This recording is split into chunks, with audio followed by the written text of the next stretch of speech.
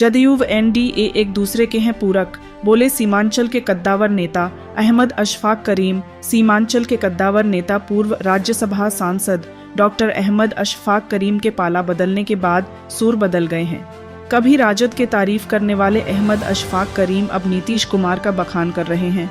पूर्व राज्यसभा सांसद अहमद अशफाक करीम ने कहा कि सीमांचल में अल्पसंख्यकों को एनडीए में जोड़ने के लिए उन्होंने पाला बदला है। नीतीश कुमार सभी क्षेत्रों में बिहार को विकसित राज्य बनाने में अहम भूमिका निभाई है, इसलिए वह एनडीए के हाथों को मजबूत करने के लिए मेहनत कर रहे हैं। नीतीश से नजदीकी मोदी से दूरी के सवाल पर उन्होंने कहा कि नीतीश कुमार भाजपा के साथ रहने के बावजूद अच्छा गवर्नेंस दिया है, इसलिए यह क्रेडिट मुख्यमंत्री नीतीश कुमार को जाता है। जहां तक एनडीए की बात है तो भाजपा और जदयू एक दूसरे के पूरक है और कटिहार जिले में जदयू सिट होने से उन्हीं की चर्चा की जा रही है। सर, पिछले दिनों आपका एक बयान आया था कि नीतीश जी से नजदीकी और भाजपा से दूरी, इसको लेकर भाजपा सवाल उठा रहे, किस तरह से बयान को किया? देखिए, एक बात है कि नीतीश जी की सरकार बनी नवंबर 2095 में और लगातार वो मुख्यमंत्री बने हुए हैं। अपनी इच्छा के अनुसार कभी एक बार मांझी जी को बीच में उन्होंने दिया था, जो बहुत दिन तक नहीं चल पाया। कोई कारण था या क्या था वो मैं नहीं जानता, लेकिन उस वक्त से आज तक माननीय मुख्यमंत्री जी चाहे भाजपा में रहे हों या राष्ट्रीय जनता दल के गठबंधन के साथ रहे हों, वो मुख्यमंत्री बने हुए हैं। कहीं न कहीं जनता उनको पसंद करती है, और जनता कब पसंद करती है? जब सरकार काम करती है। सरकार में रहकर उन्होंने काम किया, भाजपा के साथ भी रहकर उन्होंने काम किया, गठबंधन के साथ भी रहकर उन्होंने काम किया। गठबंधन के साथ रहकर भी उन्होंने काफ़ी नौकरियाँ देने का काम किया, भाजपा के साथ रहकर भी उन्होंने गवर्नेंस बहुत अच्छा दिया पूरे बिहार को, और उसमें मुख्यमंत्री जी को यह क्रेडिट जाता है। और दोनों साथ हैं, कोई अलग का मामला नहीं है। सरकार बिहार में दोनों मिलकर है, एनडीए की सरकार है, इसलिए दोनों एक दूसरे के पूरक हैं। लेकिन सवाल ये होता है कि जब मुख्यमंत्री होता है कोई भी, तो ये क्रेडिट उसका जाता है। भाजपा साथ है, नहीं दो रहा है, इसमें नहीं है, लेकिन मुख्यमंत्री की ही बात होती है। कोई गड़बड़ी होती है तो मुख्यमंत्री पे ही बात आती है, और अच्छा काम होता है तो मुख्यमंत्री पर ही बातें होती है, मुख्यमंत्री ही की तारीफ होती है। तो यह हमारे कहने का मतलब है कि दोनों एक दूसरे के पूरक हैं। लेकिन यहाँ जो अगुवाई है, यहाँ के जो मुखिया हैं, वो अच्छा काम कर रहे हैं हर फील्ड में, चाहे शिक्षा का मामला हो या रोजगार का मामला हो या पीने के पानी का मामला हो या सड़क का मामला हो या बिजली का मामला हो या अस्पताल का मामला हो। बच्चियों को साइकिल पर, आपको याद होगा कि पहले लोग घबराते थे बच्चियों को स्कूल भेजने में, साथ जाते थे। आज के दिन में बच्चियां अकेले साइकिल चलाकर स्कूल जाती हैं। तो ये सब प्रमाणित करता है कि माननीय मुख्यमंत्री जी नीतीश कुमार का गवर्नेंस है और उनका कंट्रोल है बिहार पर, सभी विभाग पर, और गलत लोग आगे नहीं आ सके, गलत लोगों को हमेशा कभी प्राश्रय नहीं दिया। ये बात मैंने कहा है, ये बात हमेशा करता रहूँगा।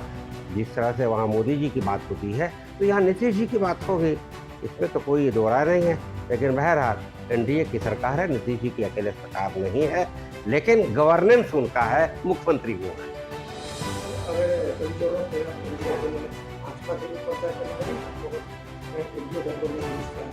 देखिए, ऐसा है कि मैं हिंदू भाइयों के यहाँ भी जाता हूँ। हिंदू भाई भी मुझे समझते हैं कि मैं बड़ा ही सेकुलर धर्म का आदमी हूँ, इसलिए हिंदू भाइयों का भी साथ है। भाजपा का मामला, जदयू का मामला नहीं है, लेकिन हमारी अभी कोशिश है कि मुसलमान भी एनडीए की तरफ जाए, और हमारी कोशिश है कि ये जो राजद की तरफ 90% मुसलमान है, मैं ज़रूर चाहता हूँ कि नीतीश जैसे मुख्यमंत्री हैं तो जाहिर है कि अगर भाजपा से वो दूरी बनाता है तो नीतीश जी भी साथ है भाजपा के। तो नीतीश जी एक अच्छे हैं, एक सेकुलर हैं, एक उनको मुसलमान भी मानता है। तो मेरी कोशिश ये होती है कि जहाँ एक्सेप्टेबिलिटी हो मुसलमानों की वहाँ जाए, तभी एनडीए का ही मामला है। लेकिन अगर नीतीश जी की तरफ जाने में वो आसानी महसूस करता है तो हम चाहते हैं कि वो नीतीश जी की तरफ भी चला जाएगा, तो अभी जाहिर है कि सरकार का भला होगा, सरकार और मजबूत होगी और मुसलमानों के काम भी होंगे। ये हमारी अपनी इच्छा है। जान लीजिए, सीबीआई का छापा पड़ा है, ईडी का नहीं, सीबीआई का छापा पड़ा है, इनकम टैक्स का छापा पड़ा है। सीबीआई हमारे कागजात ले गई, हमने बहस कराया वकील से, हम पर कोई केस नहीं बना। कटिहार मेडिकल कॉलेज पर, अल करीम यूनिवर्सिटी पर, अल करीम यूनिवर्सिटी पर कोई केस नहीं बना और हमारे सारे डॉक्यूमेंट लौट गए। दूसरी बात, जहाँ तक इनकम टैक्स का मामला है, इनकम टैक्स चाहती है कि हम टैक्स लें। उसको लगता है कितना बड़ा धरोहर चल रहा है और एग्जम्प्टेड है, हमको टैक्स किसी तरह रास्ता निकाले कि मुझे टैक्स मिले। सवाल यह है कि कानून जो कहेगा वो होगा। सीबीआई से हमारा पेपर लौट गया, तो आप ये बताइए हमको डर किस बात की है? जो कागजात सही रखता है, जो असूल से चलता है, जो कानून को मानता है, उसको किसी भी एजेंसी से, सरकार के, सेंट्रल गवर्नमेंट की आज से क्यों डर लगेगा? हमें कोई डर किसी से नहीं लगता, इसलिए कि हम कानून को मानते हैं और हमारे कागजात, हमारे डॉक्यूमेंट बिल्कुल कानून के हिसाब से चलते हैं।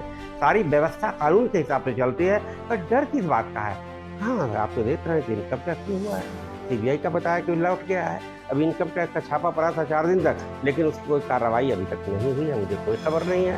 4 महीने हो गए हैं, 5 महीने होने जा रहे हैं, लेकिन तो फिर डर किस बात का? जब हमारे सब कुछ सही है तो डरना क्या है? ये बातें गलत आदमी अफवाह फैलाते हैं, जो राजद के हैं, जो गलत आदमी मेरे पीछे शुरू से पड़े रहे हैं, जब से यहाँ कॉलेज खुला है उनकी औकात घट गई है, इसलिए वो ये सब बात फैलाते हैं। भाई आप लोगों को उससे कोई बात छुट्टी है? छापे पड़े तो क्या क्या हुआ है? इसमें डरने का काम मामला है? जो कानून पर चलेगा, जो कानून पर नहीं चलता उसको डर लगेगा।